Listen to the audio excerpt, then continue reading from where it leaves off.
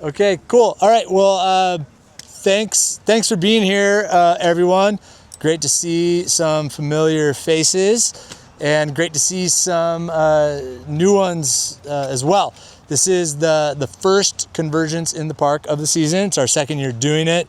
Last year, big success. We had a lot of different folks come out and talk about a lot of different topics, and I'm excited to have Marty back again as be part of this talk, and excited to have Grantham as well.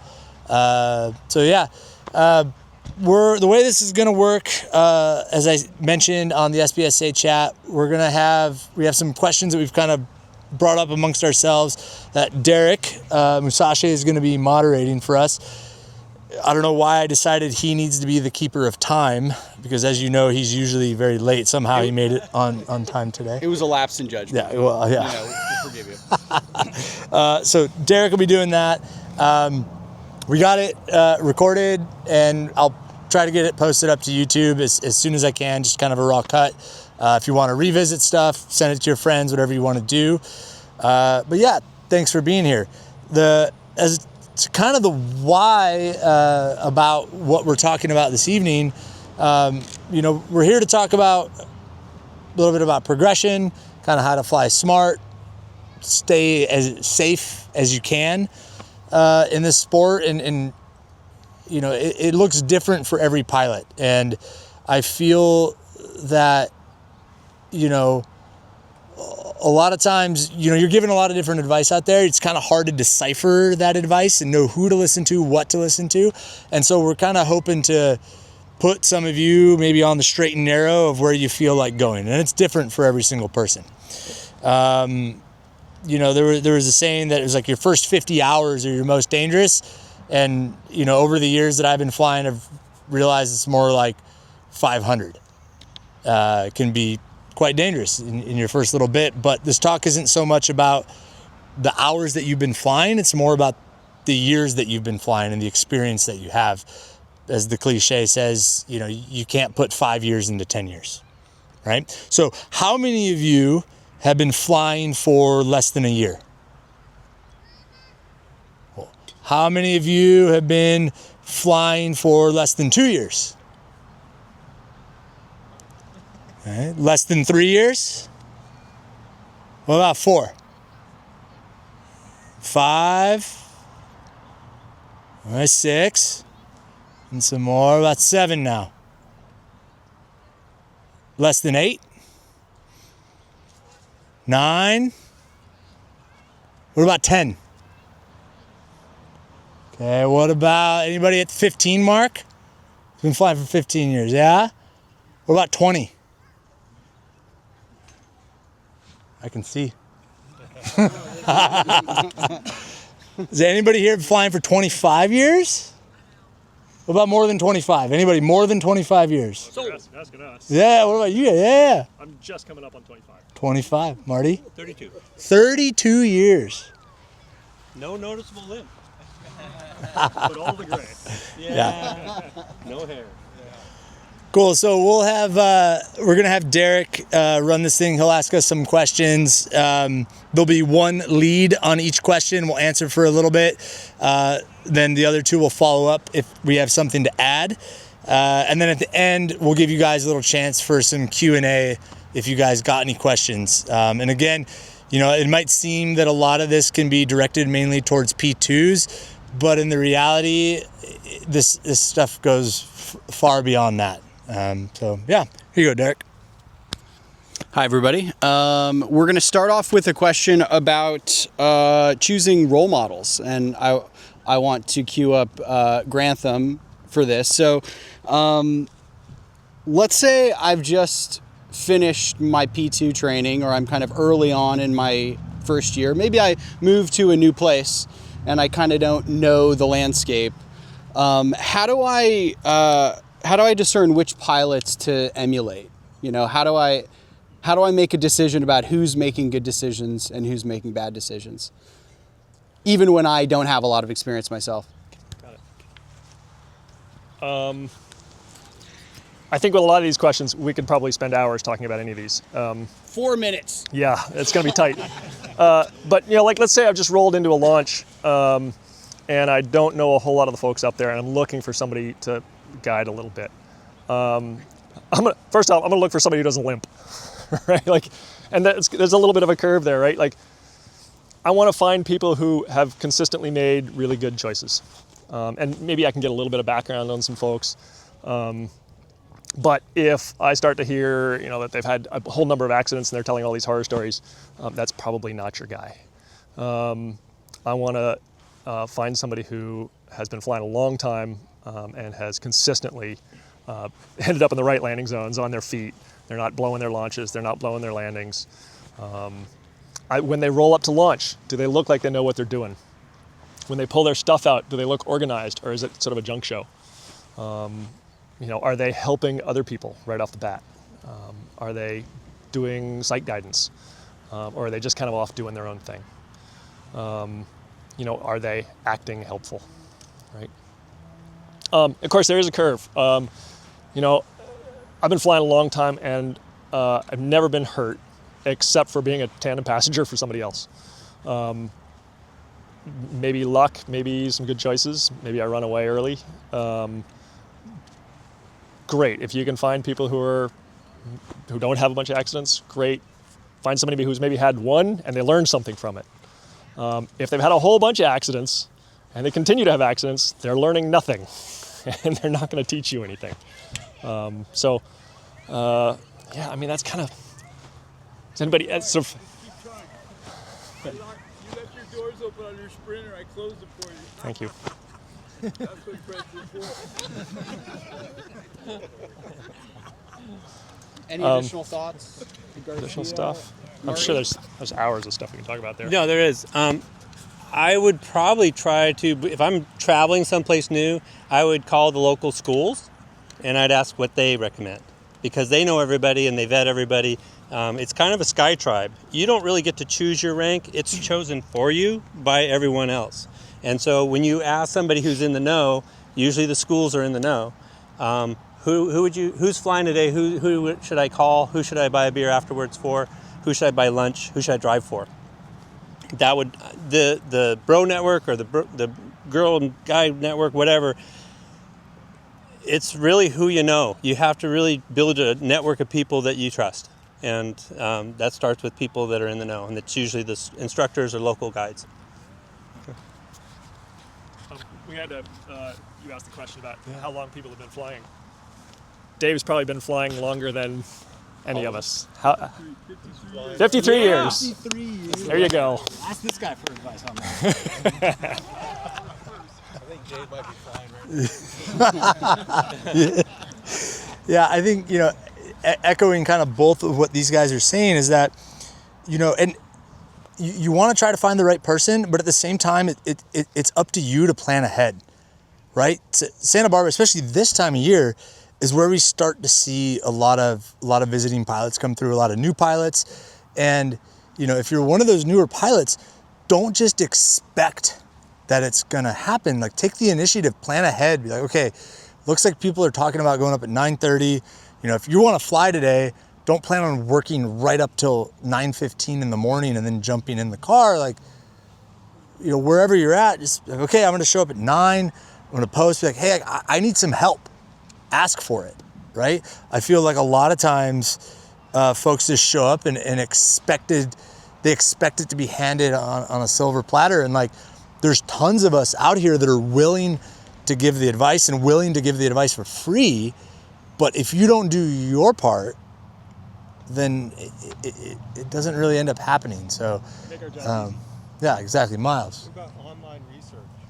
Yeah, I think as Marty said, like, reaching out to the local schools, to the clubs, that's all good. And, that's really what you want to do. You can go online, you can look up, you can look up videos, you can read the site guides, and that stuff is great, but each day is so different, right? If you go to even to our club website, which is a great resource, the SBSA, but if you go up to Skyport, like Mark, for example, not calling you out here, right? He came up to Skyport with me the other day, and he'd flown from there a couple of other times, and it was a nuking east day, right? And had he not been up there with some other pilots who knew what they were talking about, he wouldn't know that, oh yeah, on an east day, you got to go to the tit first, right? And that's the move. There's those little nuanced things. So you can do and find as much research online as you guys want, but ultimately it kind of comes down to reaching out to those clubs, reaching out to other mentors. And it's pretty easy. We're such a small community in the United States. Just ask your instructor, ask your friend. Someone's gonna know someone that will point you in the right direction. But don't just shoot from the hip and wing it. And it seems like a lot of times lately, at least in the last few years, that's what's been happening. And I think partly because of how much information is online. Good point. There may be, in certain situations, a little bit of the blind leading the blind on occasion, where we have relatively new pilots leading relatively new pilots, particularly on days where nobody else is going up in the mountains. Ask, if you're getting guidance from somebody else, ask what their experience level is. Don't just assume that they know everything. Like, how long have they been flying? How long have they been flying this site? How much experience do they have here? Right?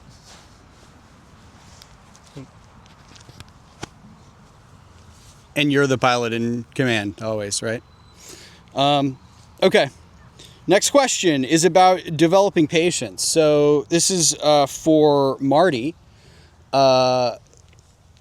So how do I develop enough patience to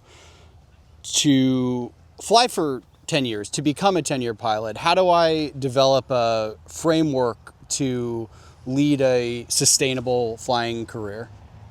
Well, I think, thank you.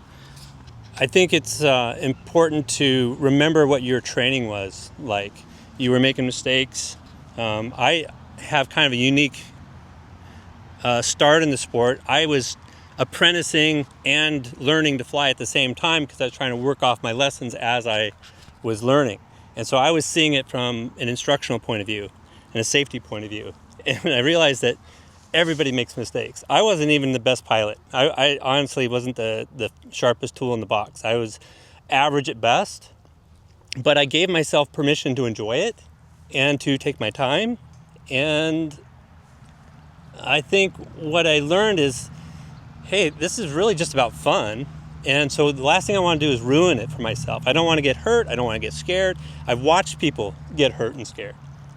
I've been around instructional scenarios most of my flying career. So it's given me a perspective to where there's no rush, there's no race.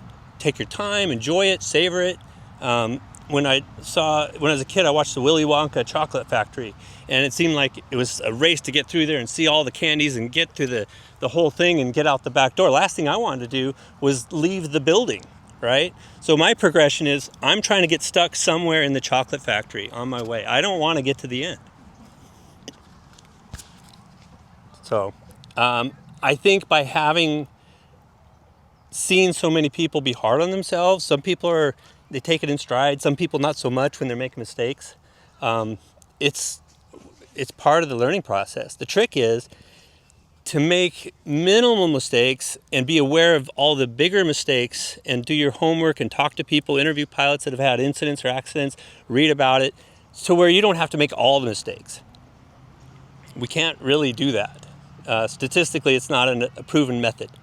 So, I would say think about the long haul, think about a slow, steady progression. And I'll say this over and over. I think the progression and the expectation of progression and learning these days, everybody thinks that, well, since we know so much more, we have better equipment, we should be able to, climb the ranks faster. And I don't really think that the laws of physics have changed that much, or our ability to learn has changed that much over the years. I think, if anything, we need to slow our roll and take a little more time. Chris? I got something on it, right? Yeah, I think that like Marty said right there, so a lot of, especially those of us who are starting to go cross country, you're told like, well, what do I do? How do I learn? How do I get better?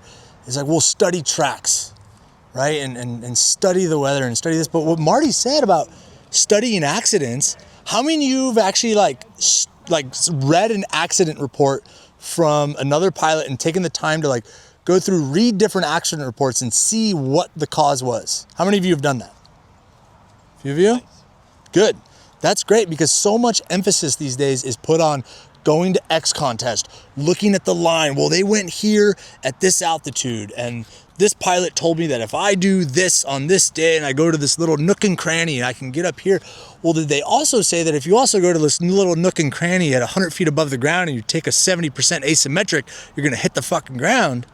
They probably didn't say that part, right? So it's both sides, right? You have to study the good stuff and how to do it, but you also have to study what happens if it goes wrong, because it's part of the sport. Particularly pertaining to patience. Do we have any military? Andrew, you're military. How many times have you guys heard slow is smooth, smooth is fast? Right? Drill that. That patience, you can either have the patience or that patience will be dealt to you, right? So, has anybody had an incident that kind of took them out for a couple weeks? Yeah, cool. How much progress did you make during those 2 weeks? 0, right? You're at a standstill. You're learning nothing, right? Other than, maybe I won't do that again, right? Or maybe one thing. Well, you learn one thing, right? But you're not progressing, right? Or imagine if it was a year. Right, so now you're out for a year, right? So you can either progress slowly, right? Be patient, maybe run away when you don't like the conditions, or you can push really hard and the patience will get dealt to you. And then you get to learn patience from the living room, watching everybody else fly by your window, right? One more point. Because I was apprenticing as I was learning, I felt a responsibility not to blow it because I was wearing the banner of the school I was working for. And so back in the day, if I signed someone off as an instructor, I was taking a chance that they weren't going to reflect poorly on my ability to teach, my judgment. So there was a responsibility. I don't know that that's still a thing, but I think it should be. And there's always another day to fly, and particularly in a site like this, we have a lot of flyable days every year. And I get it, when you're visiting a place, it can, you can put pressure on yourself to try to fly, but most of you are here because you have the privilege of flying here. And remember, you do not have to fly today or tomorrow or any of the days, especially if you want to be flying 10 years from now. More questions? All right. The next question is about progression. And this is for Garcia. What's a reasonable progression for a P2 pilot? Reasonable progression for a P2 pilot. Thank you. I think that so early on, once you get your P2, right, you're cut loose, and for those of us who learned here in Santa Barbara, we're lucky in a lot of ways because our schools and our instructors are very active. They're good resources you can come back to. But some people who maybe learn, say, in the Northeast or in Colorado, for example, not to say that their instructors aren't active, but this time of year comes, this weather shuts down, and then boom, they have to go to a visiting site right away. They don't get to spend all this time kind of at their local spot. So it can be difficult for a lot of folks, but I think one of the most important things that you can do right out of the gate is take an SIV, right? That's one of the things that was hammered onto me right away. And I don't even think it was my instructor made me do asymmetrics, beeline stalls, and full frontals over the ground to get my P2. I had no idea I was like, oh, okay, cool, that sounds good. And then later I ran into Benedetti, I think 3 months after my P2, and he was like, I don't know whether to report your instructor or to kiss him. So I got lucky in a lot of ways, but even just from listening to Gavin's podcast from a very early on standpoint, right when it first started, it was like, okay, SIV, this is what I got to do, SIV. And that wasn't having anyone directly who told me that that's what I needed to go do. And that was a big help for me in my own progression. And I think at some point, we still see that with a lot of pilots wanting to go out and do an SIV right away. But in some ways, pilots learn, and for whatever reason, whether it's because they come from maybe a climbing background or a different type of sport background, they want to start sending it immediately, right? And staying in the air and flying cross country and trying to, fly to wherever. And, my biggest advice to folks is people will come up during thermal clinics, they're like, hey, Marty, Garcia, like, how do I fly 100 miles? I was like, well, you got to learn to stay in the air to fly 100 miles, right? It's not about just pushing speed bar, going from climb to climb to climb. It's about just being able to stay up, right? And sometimes that might mean just hanging out here in the fishbowl for 4 or 5 hours during this time of year, not really going anywhere. I mean, it took me practically a year to go to Padero. And now, like, I signed someone off of the P2, they call me like 3 weeks later, like, hey, I went to Padero, what should I do next? And I'm like, fuck, man, was I really that shitty of a pilot? I mean, maybe, but I think that the focus is it's becoming more on the numbers sort of thing in terms of the distance versus just hang out, stay in the air. It will come. If you learn to stay in the air and control your wing, keep it open, keep it overhead, right? Not having it all over the place, not getting yarded around in a variety of different conditions. That teaches you that discipline that Marty was talking about earlier on a smaller scale to then start to progress and start giving yourself those small and incremental goals. But if you're flying around in the fishbowl and you're over here and you're over there and you're, running into people in the gaggle and coming through and dive bombing and taking collapses, like focus on those little things, those fundamental things, right? And not just the launching, the landing, but part of your fundamentals as well is the piloting, right? Not letting your wing get away from you, keeping it stable. If you do, like, deflation, don't get me wrong, deflations are part of paragliding. It happens, right? It's a lapse on our part, it's a mistake, but it's about how you recover that. And, especially having Dylan here, he's a great resource, right? I mean, I know he runs the SIV up in Lake Berryessa, but so often I find, man, people just aren't reaching out to him, right? I think we'll touch on some of this stuff later, but like, and you don't have to, because I get it, right? Let's say you got brand new gear, you learn to fly, you're probably $10,000 in with new gear, right, in your lessons. And then dropping another $2,000, for an SIV with the travel, whether you're going overseas or going up to the lake, the camping, the cost and everything, that's a lot, but it's an investment in your future and it's an investment in your safety, right? And I find that pilots would rather take that $2,000 and put it towards going to Vietti Bravo and fucking sending it with the boys or the girls for, a couple weeks. And it's like, man, like, just take it easy. And that, I think that the SIV is the key part to it. How about this kind of rewarding system? Like you mentioned, like that we're seeing more and more people rewarding numbers, right? Or labeling pilots. Like I've listened.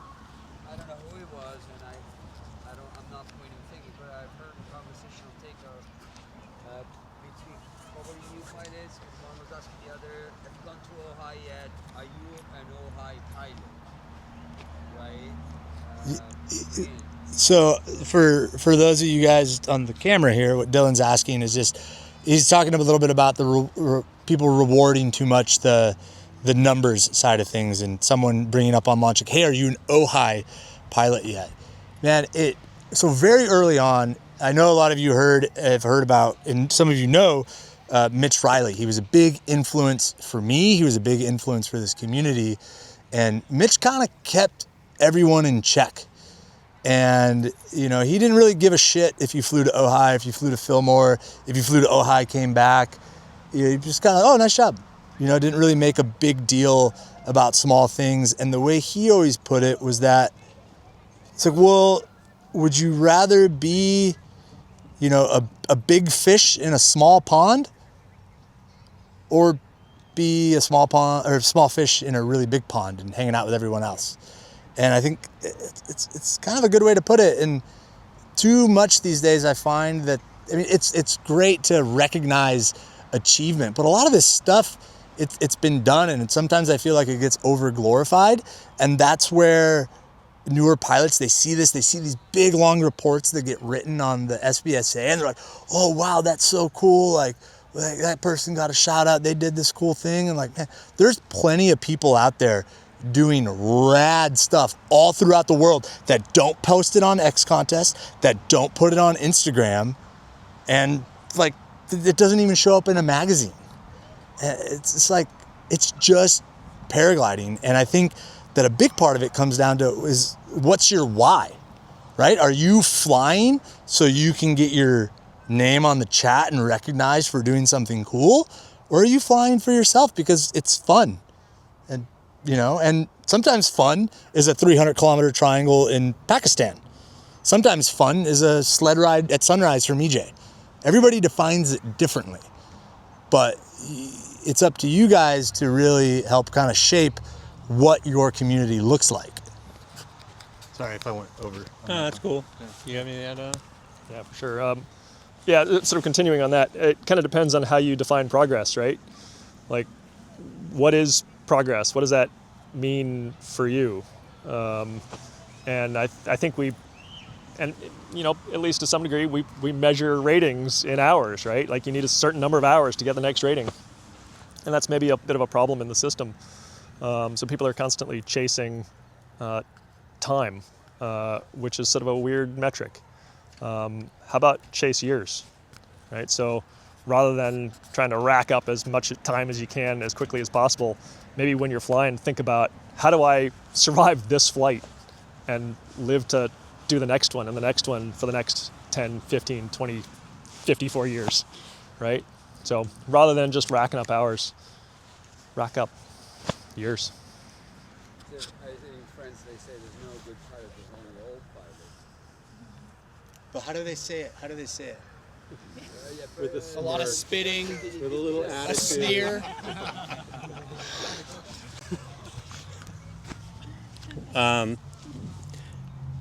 The thing that Garcia touched on real quick, if you don't know all the landing options, both recommended and off limits between here and Ojai or Padero or anywhere around where you're flying, you really have no business following people until you do. So you have to do your homework. Just point and shoot is not a progression shortcut. The other thing is, in the fishbowl, and you wrote up a really cool thing for one of the hoedowns about how to work the fishbowl. If you launch EJ, you go to the R&R. You can go from the R&R to the thermal factory. If you get low there, you go to the antenna farm. You can go to Roundhouse. You can jump to the Holy Hills. You can work over to the tit and get back up the R&R, and you can move it around. All those moves are cross country in a compact place With where an you, LZ with the an whole LZ time. right at the bottom. So all the skills you're going to need, you can practice right in the fishbowl. And so that's the kind of progression I would be a fan of. Yeah. We've had more than a few visiting pilots basically just show up at launch without having even walked the LZs. Yeah, Or even knowing where the LZ is. it's out there. One more. Well, that's our fault because we didn't give them a walk. Yeah. Or they didn't. Well, they just don't check in. Yeah, but Right. I just wanted to note that over the years in Santa Barbara, we have seen lots and lots of pilots come and go. And some of them end up being very, very good pilots. And in some cases, they fly really hard. They fly some really big miles. They've got some wild stories. And then 5 years later, they're gone. They burned themselves out. They injured out. Scared themselves out. And that's not progression, right? Like, burns real bright for a real short period of time, and then it's over. And then your flying career is done, and you move on to the next thing, whatever it is. If that's your thing, great, do that.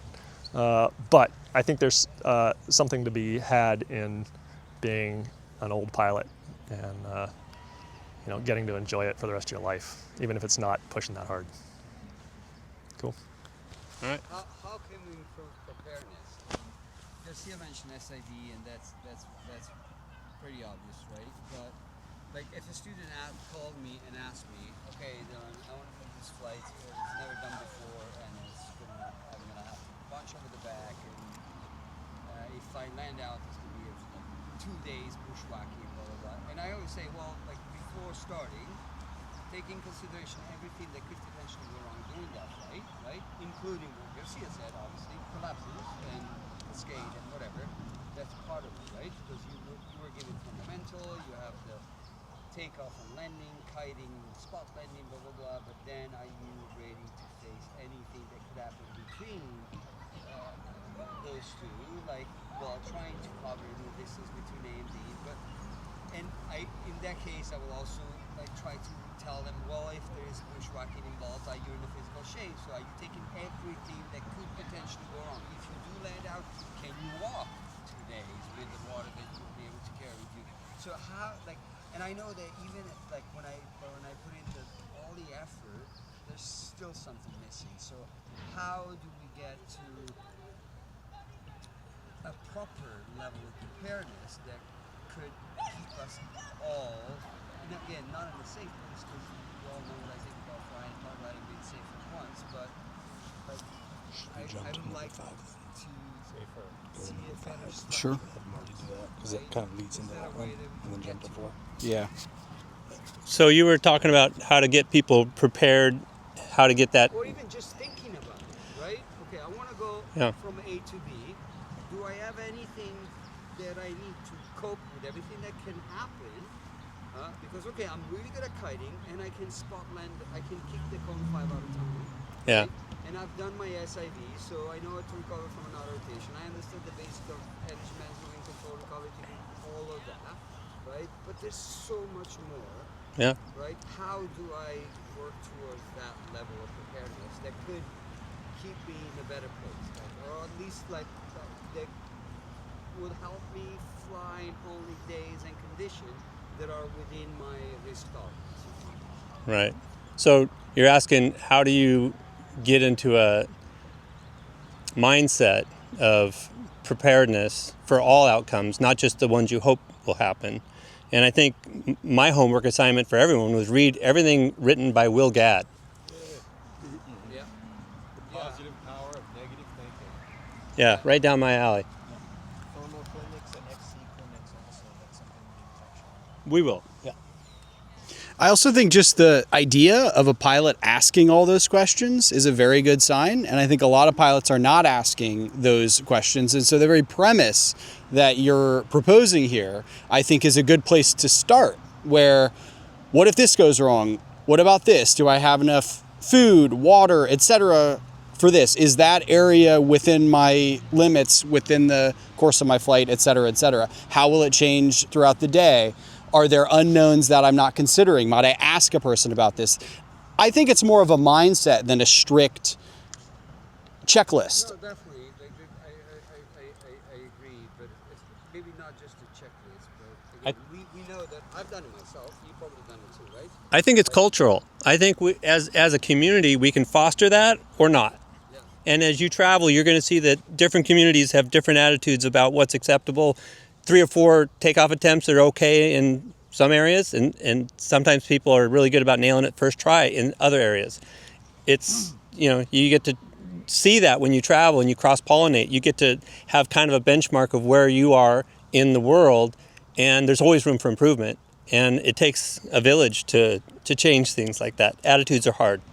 I feel that, like, on that note too, like, so I run tours, as you guys know, to some really remote places, like Mongolia. I just got back from Bhutan. I'm going to Socotra next week. Not many people have ever flown in these places.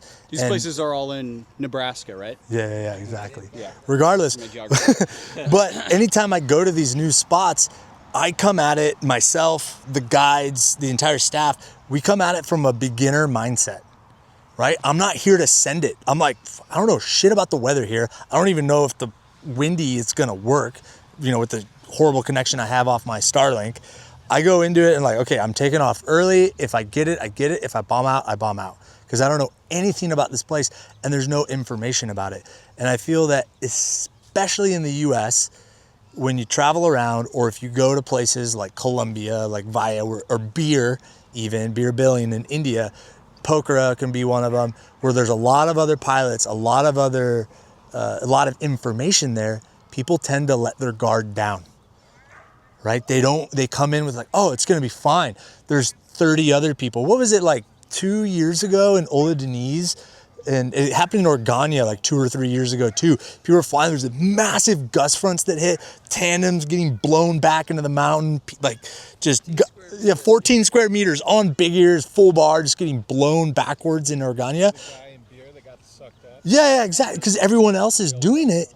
They just let their guard down. And I think that the preparedness that Dylan's talking about is like, you got to be prepared for anything, right? This shit can happen here in Santa Barbara. I mean, there's been plenty of times where I think years ago, before even I came here, Benedetti was flying a tandem and he landed, and then Grantham was working at the training hill, and the microburst happened in the backcountry, and it blew out through Las Positas and down Hendry's, and shit went flying down at the beach. Took out a bunch of kids with kayaks. Yeah, like it's not just, we see that all the time here because it's coastal, it's benign, but it's really not. You got to take it serious no matter where you go, no matter how much information or how much you think you know about a site. And I think that if you go into it with that beginner mindset and try to hold on to that for as long as you can, that will help you ask those questions that Benedetti's kind of alluding to and talking about. I think people tend to be optimistic. Like, I'm going to go to that spot, I'm going to get up, right? And they're not planning for, what if I don't, right? Which leads to the long walkouts with, minimal food and water and bushwhacking and all that kind of stuff. So usually when I'm making a transition to someplace, I'm thinking, I might get up there, but if I don't, what's my exit strategy? And then I've got a plan, right? I'm prepared for not getting up, right? If I'm doing a big cross country somewhere, I'm carrying all the things I might need just in case it all goes terribly wrong and I throw my reserve deep in the backcountry. So I know we want to be positive, we want to be optimistic, but think about the consequences if it doesn't go just the way you thought, and then try to plan for that, right? Plan for the worst case scenario. Then you'll be ready for anything. Tom DeDorladote is a world-class pilot. He has a phrase: "If there's a doubt, there's no doubt." And I hear that in my head every single flight. That's a good one. All right, we're gonna keep moving on here. We'll open it up for more questions later. We're gonna keep things rolling along before it gets dark here. So we've touched on this a little bit, and I want to ping this to you, Marty, about we talked a little bit about with Dylan's question about preparedness before a flight, but how about in a flight? Mm-hmm. What's your in-flight philosophy for good decision making in the moment? Cool. Yeah, Grantham just touched on that. Having a plan. Out of 32 years of flying, I've only should have been injured once and was injured once because I either didn't have a plan or I chose not to follow a good plan. And fortunately, it only took 2 of those to kind of steer me the right way. What I'm talking about is when we're launching from a new site, for example, we need to know where our primary landing zone. That should be plan A. But if we're getting a horrible line or a lot of sink or something, we need to have a plan B, maybe a plan C, maybe a plan D. You have to have other options. If you put all your hopes on one landing zone or one line of thinking and then it doesn't work out, now you're thinking on the fly and you're not prepared. You're not going to be at your best. So the more pre-planning you can do before you even go to launch, starts with the weather, starts with the route, starts where the potential landing zones are. It's really important to never make hope your plan.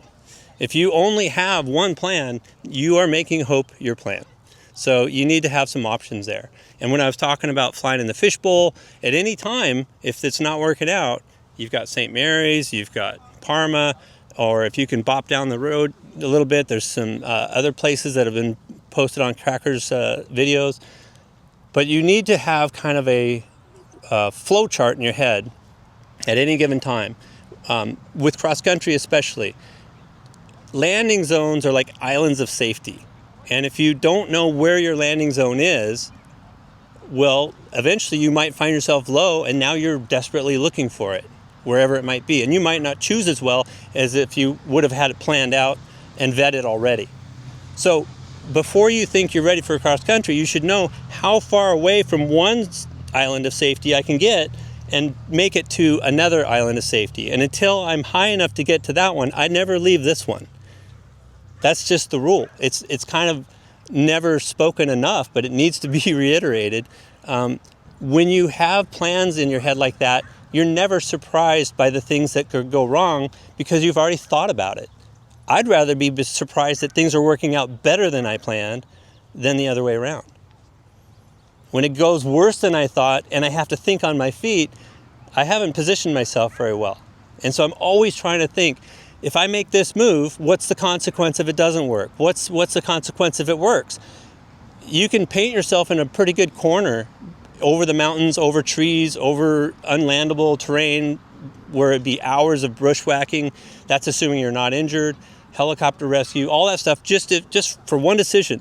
So you have to always have what's my escape route at any given time. Now, if you're flying over the flatlands, from Dunlop, and you're out in the Bakerfields Flats, and you're just out there, and there's landings everywhere, not as big a concern. But that's not what we have here. We have a lot of uptight, rich people with gated communities, and Oprah's only so patient when we land at her place. We need to do better than that. And so my philosophy when I'm flying is always to have multiple plans and stick to the plans. We're going to talk about other things like hard limits and things like that, but one of my things is definitely planning ahead and having multiple options, good or bad. Mostly bad is what I think about. The negative thinking that Will Gadd talks about in all his podcasts and things that he's written. Think of yourself, if you were guiding your friends to come with you on a cross country, what would you worry about that they might make a mistake? Because you're going to have to go rescue them if they land out. When you start thinking like an instructor or a guide, you think differently. But when you're just thinking for yourself and you figure you kind of got it, it's hard to get in that framework. But I'll tell you, if you want to really learn about paragliding, listen to people being guided, be guided on trips and tours, and kind of hear the coaching that's going on, and it'll start to clue you in that you have to be a couple steps ahead at all times. That's just how it is. Grantham? Can I ask you a question? Because can I ask a question to Marty? So that the plan B and even C and D. Yeah. That's awesome. That's like incredible, right? And so when do you take the time to come up with the right answer? Because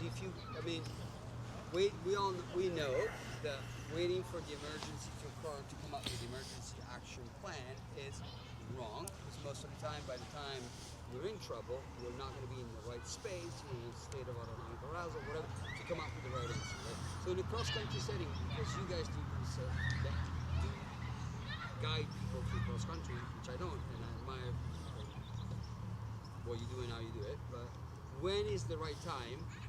So for example, if I'm going from A to B, should I stop like at the top of the lift and scan my surrounding and come up with that B, C plan that again, what if I don't make it to B? What if I get to B and B is not working? Where is my emergency landing? So when is the right time to do that? Top of the lift, before I start moving, like ramming towards point B, while I'm climbing, when should I come up with the emergency? When should I write down my escape route, like you call it, which is what I usually do. But when is the right time in cross-country mode to come up with that? Because if you're doing ridge soaring, right, you know that the days everything is fine and you're having fun, you should be like scanning your surrounding, come up with a escape route in case one day 40 miles per hour wind line comes in. Right? But when you're cross-country, when is the right time to pause when everything is well and come up with the right answer? Okay, so the question for those that can't hear on the mic at home, when is the right time during a cross-country flight to plan for moves and or escape routes and or what to do in an emergency? That varies depending on your skill set. As a longtime pilot who wasn't always adept at multitasking, I can do a lot of things automatically now that I couldn't when I was 3 years into it. I can see what's going on during the climb. I can see what's going on before I get to the top. I can tell my people that are coming up below, hey, we need to start escaping the cloud because we're going to white out if we don't leave now. I'm already watching the people during my climb that went ahead of me and didn't get it and are limping back and are in a bad position. I'm seeing a lot more because I'm in a position to where I have more headspace. When you first drive a car, they don't teach you to put your knee on the steering wheel, hold your latte and your phone, and on the freeway in the diamond lane because it's Saturday. They don't teach you that. That's something that you add over time, little bit by little bit. You can't do that as a newer pilot. So as a newer pilot, by going on guided things, by being around people that are watching out the windows, they're using more information that's available to them that they can't possibly see or process at that point. But as long as they know that's what they're aiming for, they have a chance of getting to where they can do it more and more over time. That's the beauty of it. When you go tandem with someone, you got 30 years plus experience behind them pointing out what to do and how to get there and to make it look easy. They're not going to have the same result, but they might fly considerably different afterwards because they're seeing how to do it smarter instead of harder.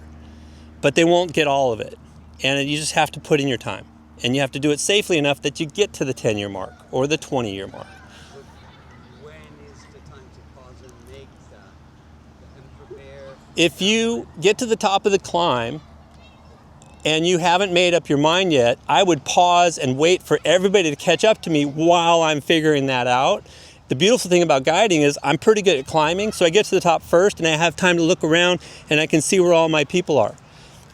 When I'm low and everybody's above me, I don't get to plan as well because I'm busy digging out and I don't have the same perspective. But I'm telling them, hey, take a look around. What do you think our next move is? Okay. But yeah, you don't want to wait till you get to the top, especially if you're racing. And I don't think everybody should race for the sake of winning, but I think everybody should try beginner comps for the sake of learning.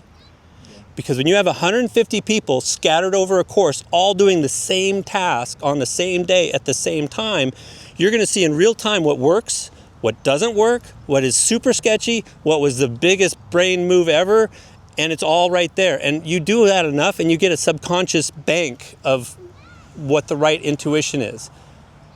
You can't get that just flying around in the fishbowl, random stuff. Hey Dylan, you're limited till the end. No, we're never gonna finish. Took you 10 minutes to ask one question. So when would I make that decision? Like, and I'm going to gear this towards like newer pilots, right? So, and we touched that. You mentioned Tom Dorlado. If there's doubt, you're done, right? Like if you're on that transition for the front of White Ledge and you're like, I don't know, this seems really sketchy. I'm coming in lee side. I don't think this is going to work. You're done. Run away. Find some place to land. Don't just go diving into the rotor hoping for the best, right? Now, that's going to be different for you guys who have maybe some more experience. What was it, last Wednesday when we all flew? Where'd Paul go? Paul and CJ, sent it through the pass, right? Sounded like different conditions than what we had earlier, too. You guys don't mind walking. You guys are younger. You still got your knees. Probably plenty of water. I don't want to walk for 2 days. It hurts. And I got other things to do. I got to teach the next morning, right? So your sort of risk assessment there is going to be different than some others, right? I don't want to walk that far. Short thing. I've been guilty of goal fixation. We've all heard of object fixation, but goal fixation, which is I'm going to make it to this LZ, or I'm going to make it to Ojai, or I'm going to do this thing. And you get so fixated on it, other people are flying along, you're like, I got this. And then all of a sudden you're landing deep and you're hiking out or whatever. Yeah. You should be thinking about it all the time. Whether it's your goal or not, you should always be assessing and figuring out, if that doesn't work, where do I go? Is that a safe place to go? Just because other people are doing it doesn't mean you can do it. Right. One of the best pieces of advice that I got as an instructor, and this was from Doug and Denise, it probably maybe even came from Dixon, was if I have to write an accident report about what I'm about to do, am I going to look like a dumbass, right? So if I'm on some transition and it doesn't work out and I have to write a report about it and it sounds really stupid, I made the wrong call, right? So I want to try to avoid those sort of bad calls. Think about it. Think about how it's going to sound later on. And if it sounds bad, do something else. It sounds bad now. Future sounds worse later. Yeah. I actually had that in my notes. So, in terms of the timing too, like Marty was saying, you know, the ultimate goal is to get to the point where you're thermaling up, and while you're thermaling, you're already thinking about your next move, right? So if you're not at that point yet, and you, in theory, right, let's say you thermal up, you get to the top, right? Okay, you're a new pilot, you're thinking about making your first move from thermal factory to Montecito Peak. The thermals aren't going anywhere, right? They're not just going to run away from you. If they are, just after that one, you probably shouldn't be up in the air anyways. So you get to the top, look around, think about, okay, all right, where are my options? Okay, I'm at 4,300 feet. Let me look around, nice and high. Let me look downrange, see where the options are. Okay, you're losing altitude while you're doing this, right? Okay, boom, boom, you've bumbled down. Now you're at 3,400 feet because you've spent a good time thinking about this. Well, go find that thermal again. And now, while you're climbing, you're like, okay, this thermal just topped out at 4,300. I'm going to take it all the way back up. And as soon as I hit 43, I'm going to go on glide because you've already thought about what you're about to do, right? So instead of just getting up, boom, and going right away and figuring it out on the fly, you've taken the time and then you've recycled the thermal, done it again, stayed in the air longer, and then gone on glide to do it. And for the love of everything holy, when you're on glide, your mind should be busy. You should be, you know, if you want to perform, you should be using that time to do all the things, to eat, to drink, to pee, and to look around, observe other pilots. That's not very efficient. Birds, etc. And use that time, right? And all of you can do that, whether you're a P2 pilot or you've been flying for 30 years. That's an obvious one. But make sure you've got room, right? You're not 100 feet over the... Well, yeah, keep your head on a swivel, please. Especially if I'm flying around you. All right, next question. Next question. Moving on. Accidents. Chris, Grantham, how do accidents happen? What are the warning signs and the patterns that we can recognize to avoid them?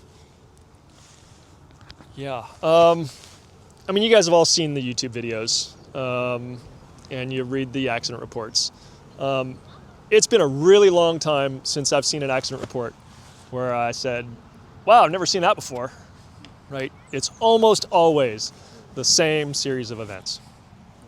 And we talked about it on the discussion board a little bit, but more often than not, close to the train, in strong conditions on a hot glider. And if you start to eliminate any of those variables, your odds of having an incident go way down. So, you know, think about where you're positioning yourself in your own flying. How can you minimize those variables, right?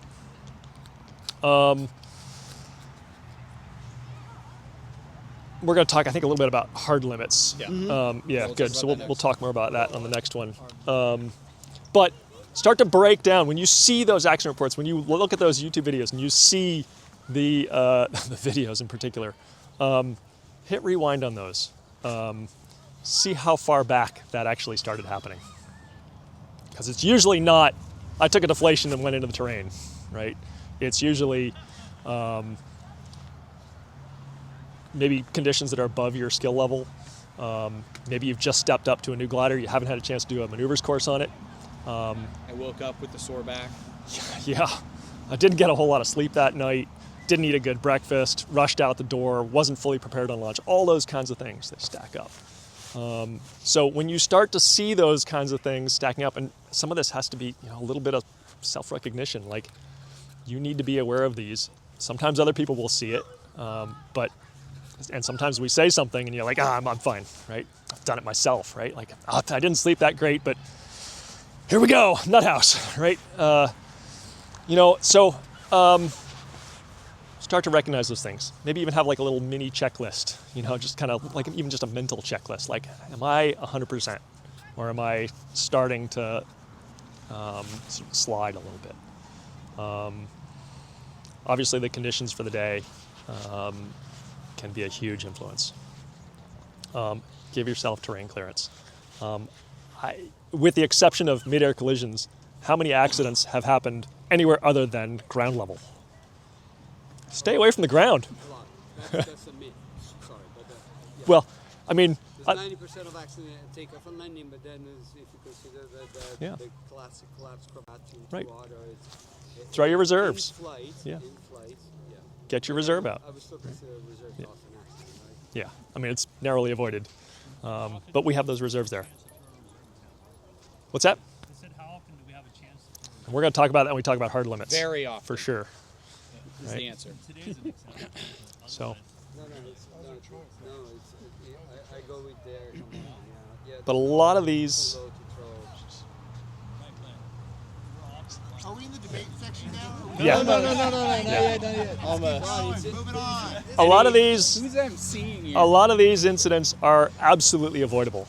When you watch the videos and you read the accident reports, there is a point you can go back to and say, if they'd done something different right there, it would have been a non-issue. Can you hit those three that you mentioned again? It was close to terrain. Close to the terrain, hot gliders, and big conditions. So it may not be that you're flying a D-wing. It may just be a glider that's over Yeah. the limit, right? Yeah, So it for could sure. be an A-wing.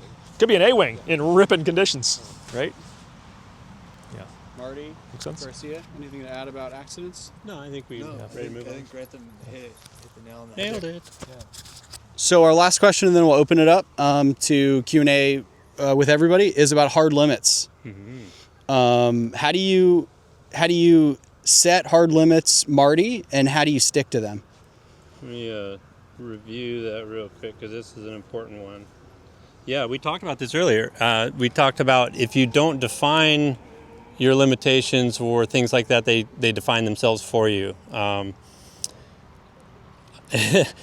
Story time. I just learned to fly. I thought, Dad, you got to see this. This is so cool. So I take him out to a local soaring site, and it's kind of in the mouth of a venturi. And it was a little windier than I was expecting, but we drove all the way out there. And so I really wanted to show my dad how cool it is to soar on a ridge. And it was a nice smooth ridge, and it had a reasonable place to be deposited if you got blown over the back, thankfully, because I did. I launched a little low, got yarded up, and was pasted to an elk fence, and had to wait for my dad to kind of help peel me off the fence. And then it's like, gosh, maybe I should think about hard limits in what the top of the wind speed should be, gust differential for launching a paraglider. And they didn't go that fast in those days, I learned. So it's important to think about, okay, there's recommended operating limitations that USHPA has, thermal climb rate, gust differential, crosswind component. We all kind of go, yeah, but that's not real world. But it's based on real world, and it's really worth heeding as you're a newer pilot. And so personally, I could probably fly in stronger conditions than I do, but I don't like pushing all the time to find out where the edge is. I've done that enough when I was younger and stupider, and I'd like to think that I don't have to keep proving myself that I can barely get away with stuff. That's not my jam. So yeah, it's important to think, well, what would it look like? For instance, if you go up to EJ, or you're at Skyport thinking of going to EJ, it's not really coming in at Skyport, and you really want a higher launch that day, but you get the wind talker and it's blowing over the back 17 miles an hour, but it's coming up at Skyport. Well, what's the maximum blocking that can happen between those two? What's the hard number? Well, you don't want to be the one figuring that out. You want to take a step back until it's barely over the back at EJ and it's coming up nicely at Skyport. There's no big rotor maybe happening there. If you don't have some numbers in your head of wind speed, gust differential, crosswind component, and some locals to vet that your numbers are actually reasonable, you really need to be careful, because the reason we have some numbers in mind, some hard limits in mind, is because a lot of people figured out the hard way that if you go outside of those limits, it's like betting on a low quality hand at a blackjack table. You're probably not going to get away with it. You're going to lose a lot of chips on the table, and the chips are more valuable in what we're doing. So yeah, my personal limit, I don't like launching in conditions where it's sustained over 13 and gusting much higher. Recently I have, but there was a caveat. It was straight in, and the gusts were so far apart, I felt like it was reasonable for my skill set without breaking a sweat to get off in a reasonable lull and get far enough away to where it made sense. I made sure to tell everybody that was within earshot and eye shot that that was my thinking and that your mileage may vary. So it's important that you also recognize with hard limits that your hard limits are going to be different than somebody who's been flying for quite a long time, or somebody who's doing a lot of acro or doing a lot of comps or doing a lot of insert highly skilled activity in a recent way. If you're rusty and you're coming back to it and you see somebody you think that you just are sure doing something crazy, for your skill set, it's really hard not to project your fear on them. And it's okay to say, hey, from my perspective, what you're about to commit is really like suicidal and you shouldn't do that. And they could calmly say, well, thanks, but been doing this a while. This is comfortable to me. You know, avert your eyes if you need to. But that's not always the case. Maybe they're really brand new and they just saw somebody make it look easy, and you need to be that person to step and say, hey, is that really a good idea? Are you sure that these hard limits are within your range? We need to be, as a community, comfortable broaching each other, checking each other on launch, checking buckles and pre-flights, and really being a little bit mother henny, even though it might seem annoying. What's the harm? The harm is when you don't. And then something happens like, well, I should have said something. I don't want to live with that. I don't want to be that guy. Yeah, those are all really great points, Marty. I think that, pilots generally tend to fall into two categories. One is analytical and one is intuitive, right? There are people who, like, for example, Josh Cohn, he's one of those analytical ones that he just has his formula, the Josh bot. And, Marty's flown with him a ton. I was lucky enough to fly with him in Cuba and kind of see it firsthand. And, he just kind of does his thing. He's by the numbers and he, bump, XYZ. That's what he does. I tend to fall into more of like an intuitive area, and I kind of go with my gut feeling. And, I have an idea of numbers in my head, but more often than not, what I listen to over the numbers is my gut and based on my experience. There was a day, it was just a month ago, maybe before I left for Bhutan. I was up there with McKellar and I think Dave Patterson, and we were on Skyport. It was kind of one of those just shitty summer days, and it was pretty east, like 90 degrees cross more not on Skyport. And Dave took off, had a great takeoff, surfed around Skyport for a bit, went to the tit, got up, and it was a very blue, high pressure day. And, I kind of looked at McKellar and I was like, you know what? I'm good. Like, I don't need to fly in this, and thankfully, Mike Perrin showed up because we took an Uber up, and, I was like, oh shit, like I don't want to have to hike down or hitchhike down. I was like, oh, well, Mike's there. I was like, great. That was an easy out. I was like, I'm going to jump in the van. I'm going to just threw my glider in there and we drove down. We didn't end up flying that day, but then on a, similar east day, I was up there, and just 3 days ago, maybe it was, I pulled my glider up and it was 90 degrees on Skyport. And I was feeling it, and I decided to go take off, and it was blowing like 13, 14, and, aloft, and it ended up being, it was a pretty shitty day, but I had a good time. Point being is that day I was ready for it. Like I wanted it, right? And that's something that Mitch used to tell us, was that you got to want it. And there's a balance there, right? Because just because you want it doesn't mean it's going to work out, right? But that's how it's important you have your hard numbers, because everyone asks, like, well, how do I get back? How do I push past that, right? It's incrementally. It's done little by little, right? And you have to, by what Grantham was really talking about earlier, about taking the time and the years and getting to that 10-year standpoint. Over those 10 years, you start to fly over a variety of different conditions and recognize different conditions at your home site, going to other places in the world and flying, and you slowly start to be able to be like, okay, like, yes, this is acceptable because I remember that I can do this from there. And it's not an exact formula, so it's a part of having those hard numbers, but also listening to your gut. And when your gut says don't fly, just don't fly. It's no big deal. No one gives a shit. Yeah. Amen. How many of you guys put yourself in the analytical versus intuitive categories? Let's see analyticals. And the intuitives? Yeah, okay. Almost an even split. I like having hard numbers, and there are definitely hard decks for me that, and that really don't care what kind of experience you have. So when I'm, say, flying downrange, we've been mostly talking about sort of wind conditions, but when I'm below reserve toss altitude, doesn't matter how good you are. When you throw that reserve, it's going to take a certain amount of time to open up. If I'm below that reserve toss altitude, it's game on. I'm either running away from the terrain or I'm very, very sure that everything's going to be 110%. So it better be smooth. I better be real confident on my glider, making good decisions there, not sort of flopping around. And what is that limit? What's the reserve? So reserve toss, I would say like 300 to 500 feet. And that gives it a little bit of time for maybe things to go a little bit wrong, and I can maybe fix something. Right? I start getting below that 300-foot mark, you're gambling a little bit. I've seen them work at 50 feet. You might have seen them work lower. But Our deck is a long conversation, and yeah. if I even start Garcia, Yeah. So we'll keep that for another time. I've seen them work low, but everything went just exactly perfect. And I don't want to be relying on everything going just exactly perfect when it's time to get my reserve out.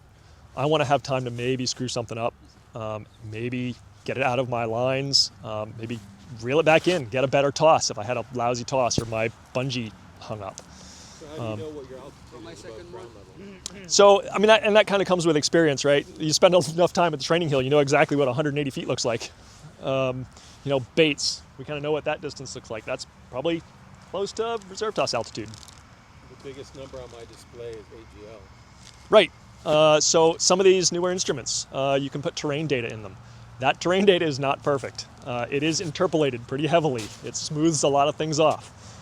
There are definitely peaks. I think you can go kick the top of White Ledge, and it'll say you've got 300 feet over the top of White Ledge, and you're looking at the little metal cross on top of it right in front of you. So a little bit of, you can't rely on that number, but it will give you a sort of a general baseline. So that's my hard deck. How many skydivers do we have? Anybody used to skydive? Yeah, okay, a couple, right? Like, you had those kind of set hard decks in skydiving, where if you were below a certain altitude and you didn't have something out, you went straight to reserve. There was no like pitching and hoping for the best, and then if that didn't work, you might have time to get a reserve out, because there was no time for that reserve. It was straight to reserve. There's the deck where if you get something out and it's a mess, you try to fix it until a certain altitude. Do you remember your altitude? Yeah. You get to a certain point, if you have hit that point and you don't have an open parachute, boom, cutaway, straight to reserve, right? There was no doubt, and if you screwed it up, you got chewed out in the landing zone, right? They did not want to see people cutting away low. And I think, especially here in Santa Barbara, we spend a lot of time really close to the ground, right? Especially skipping across like Romero and all that kind of stuff, right? Kicking rocks, right?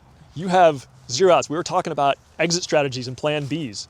Right? If you go skipping into some of those places low and something unfortuitous happens, what's your plan B? Right? You're too low to throw, you're too close to the ground to run away, your glider's now wadded up. Seems like there's been a lot of instances at like the Castle Zone, and you have ever been through there. It seems pretty precarious. For Yeah, sure. it's gnarly.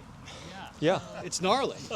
We should all know this. Thing that Yeah. people should know when they're going through that area, that just that's a spot where people got Yeah. And if you're 100%. going through that area and you're below reserve toss altitude, heads up. Like, maybe let's change the plan a little bit and move somewhere else. Right. So years ago, I learned something from Chad, and we were both kind of going down range, and I was kicking bushes along that whole range, right? And I looked at Chad.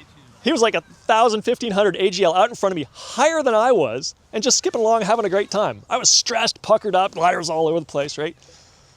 You don't have to kick bushes there. Usually there's a place to get up, be away from the terrain. There is lift out front. Cool? Chris, can I go fast on the R deck, just very fast, just to add a couple of them? Sure. What do you want the mic? Do you want the mic, Dylan? Here. You got. Come here. Come here, Marica. Vente pa acá, mija. Oh boy. Ben. Give me the round. Okay, you got 3 minutes. 3 minutes. Whoa. So how many pilots do you have in our deck? How many of you fly with a number? English. In English. With a number, how many of you? 1, 2. All right. So, a hard deck. Have you? Hard deck for A hard deck for reserve. Each saying reserve. for reserve toss. Yeah, reserve toss, right? Reserve toss, like I say, an average recreational pilot could be 500 feet. That's acceptable, right? So if you fly with that number in your pocket, you know that any major event, right? We're not talking about a tip deflation. Any major event should be dealt immediately with a reserve toss. No thinking, not considering. First of all, because the average recreational pilot will not be in the right place to come up with the right answer at the right time. Going back to don't try to get the emergency action plan while the emergency is occurring, right? Like, be prepared. If you take off with the number in your pocket, and you know that we're talking about Santa Barbara, the days where you're more than 500 AGL are not so many. Yes, we have great days. This place is incredible, but most of the time, and especially if you push it, you'll be below the number. So in the red zone. Knowing that takes away a lot of decision, a lot of time that can save time, and space is a luxury that most of the time we do not have while flying this aircraft that we love so much, right? If you have the number in your pocket, knowing that you're below that number, any, again, major event, that could be a cravat to auto, twisted, whatever, accidental stall, accidental spin, should be immediately dealt with a reserve toss. No thinking involved. Zero cognitive load when it comes to throwing reserve below that number. Was that Amen. Close enough. Good job. Yeah, good job. Yeah. Thanks, Dylan. Okay, cool. We're gonna open it up to a little Q&A for anybody who wants. Real quick though, I'm gonna throw the raffle tickets around. Just fill out your name and phone number on there. Write legibly, please. You are entered to win either a Solos or Solos light harness from Ozone at the end of the series this year. Which one Okay. did you write it on? Just write it on whatever. Just make sure it ends up in the bag. It doesn't really matter. Just kind of fill the bag up as the year goes around. So just send it that way. Fill it out. Send it around. And yeah, so who's got a question? Anybody? Willie. Okay. All right. Let's hear it. All right. So we all know that you don't know what you don't know, right? So like going up in the van, what if you're a new student or a new pilot or a new site, you don't know what question to ask. Okay. Or if you're an advanced pilot and you see that there's someone that should probably be asking questions, but they're not. Any tips? Yeah, that's great. So Willie's asking, what if you're a new pilot that's going up in the van, you don't know what you don't know what to ask, and if you're an advanced pilot, how do you recognize someone who probably should be asking the questions? Give Marty this one. Leave this to the old guys. Hey. Well, yeah. I mean, that's where the culture steps in. As a community, most of what you're describing aren't necessarily new pilots; they're just visiting pilots, and they have no idea the ramifications of a little bit of an east cross or a west cross at various launches. But we do, and we assume, unfortunately, sometimes that everybody knows. Yeah, we have to take it upon ourselves to say, hey, does everybody know that the wind is this or that, or what did you guys get, or what are your assumptions? And when they're way off base from what you know is a better forecast, we need to speak up. I think as a community, we've done a pretty good job, better than most places I've visited around the country, but I think we could still do better. And I think we should always assume that we could do way better and be more open to starting dialogues and minimizing there I was, thought I was going to die stories going up in the van, and instead have them, maybe a moment to reflect on, hey, what did we learn about the weather yesterday? How do we think it's going to play out today? What did we notice different on the forecast today? Do all your forecasts line up? Things like that. And because it's a teaching opportunity, we don't want to make assumptions. And I think that's a brilliant question, because we're all guilty of just doing our own thing and not really wanting to be on the clock, if you will, but as a guide or an instructor or even somebody who's more experienced, we're always kind of expected to be the shepherd, because it's like telling a lifeguard to ignore the drowning people when they've got a day off, right? We don't want to be like that. Thank you. That was a good one. I think, especially for newer pilots, when you ask a specific question, you're going to get a specific answer. So if you find somebody who knows what they're talking about in that van ride on the way up and say, what do I need to know, right? You're going to get a much broader answer, and you might get more interesting responses, right? You're going to get sort of a wider breadth rather than, like if you ask them what the winds aloft are and they go, well, here's what I see, right? That's all you're going to get. What do I need to know? Like I do that all the time at new sites. What do I need to know about this site? What's everything you can tell me about this site, right? It's a better question maybe. Cool. I would just add, as an advanced pilot, if you see someone you've never seen before, introduce yourself. You see somebody who's not talking, get them to talk. Yeah, I think those are all great points, and I think and it's kind of like something that I wanted to mention too is, no matter where you go, like you're gonna have experienced pilots, you're gonna have instructors, there's gonna be mentors, there's gonna be people that want to help, but you guys got to understand too, this is a hobby, right? Like there's some of us who do it for a living, right? Chris and Marty and myself, and to varying different degrees, Dylan as well with the SIV, basic instruction, guiding, running tours, doing private coaching, Karnowski as well. We're willing to give information for free. We want to share it with you guys, but we do this for our jobs too. And we have a life outside of paragliding, believe it or not.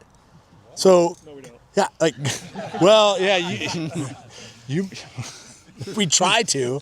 Anyways, yeah, my wife would beg to differ. But curb your expectations too, right? You want mentorship, you want leadership, go seek it out. Don't expect it to be handed to you on a silver platter, you guys. We try our best. There's a ton of people, especially in this community, that are willing to give information and willing to give advice. And if you feel that you're not getting mentorship or you're not getting the leadership you need, take a look in the mirror, because it's there. And it's not just from us standing up here. There's tons of people in this crowd, even Willie included, who flies a hang glider, who can give plenty of mentorship out there in leadership to you. So just keep that in mind when you're like, oh, no one's giving me any advice. It's out there. You just got to search for it. Anybody else? You got a question? Yeah. When I was filming, I usually just keep it run, right? Mm-hmm. Like a beep, beep, beep, beep, beep, beep, beep. That's a tight thermal right there. Yeah, it's like a perfect circling. But I know noticed that some pilot the check of the shape of the checks, they looks like a triangle, not a circle. Mm-hmm. And Yeah. some look like a diamond. Okay. Yeah. So what's the difference of the two style, and which way it's more efficient to circle? Excellent question. Excellent question. It has a lot to do with the trajectory of the thermal. If it's coming from upwind and it's drifting with the wind, it has to do with whether it's combining with other surfaces and it's changing direction. Most of us visualize the inside of a Pringle can, and that's what we think we need to do. We just make perfect circles, we'll go right up that chute, right? But most thermals change direction with the winds aloft that change with altitude, and also with the trajectory of the slope. It'll be drifting at first and then it'll straighten. But if there is any wind at all, it tends to blow pilots out one side.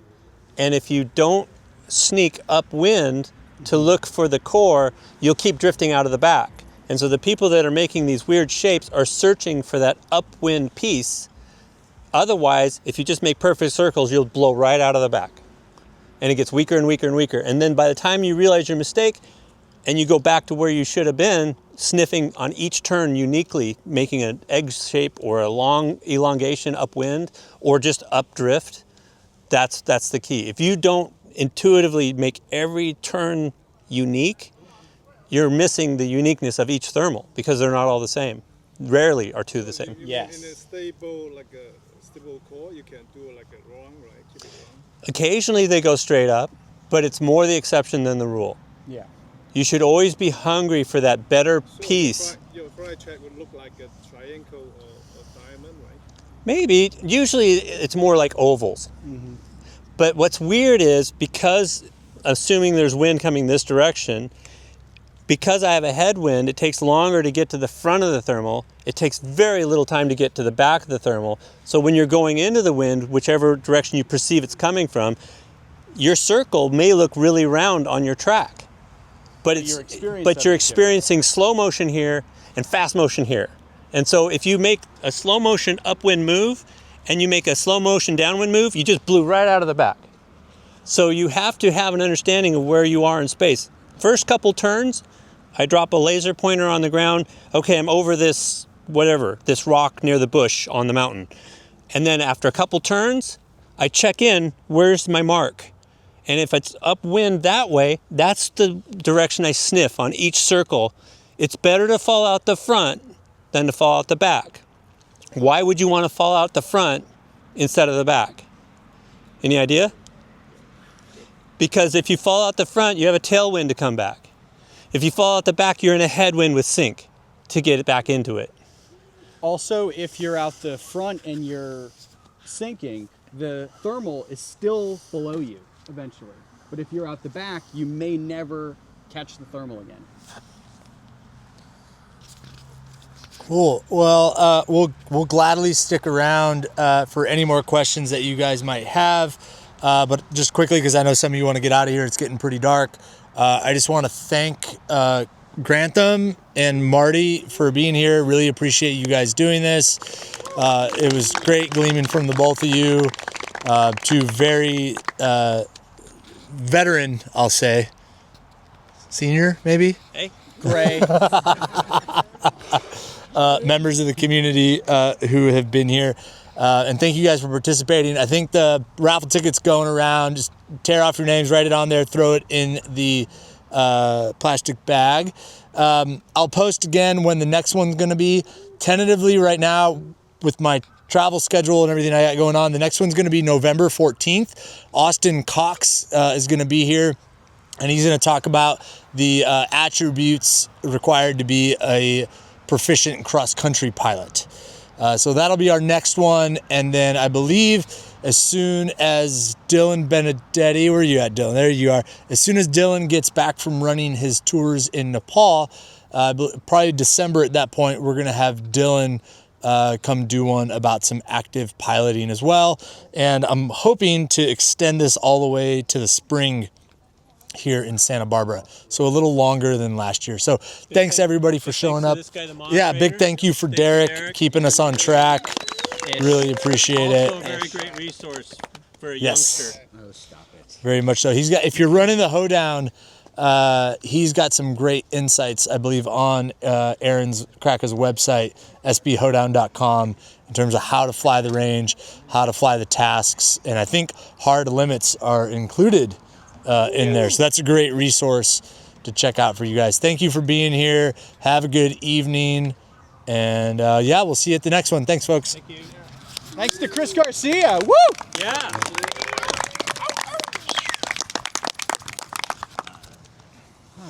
What a beautiful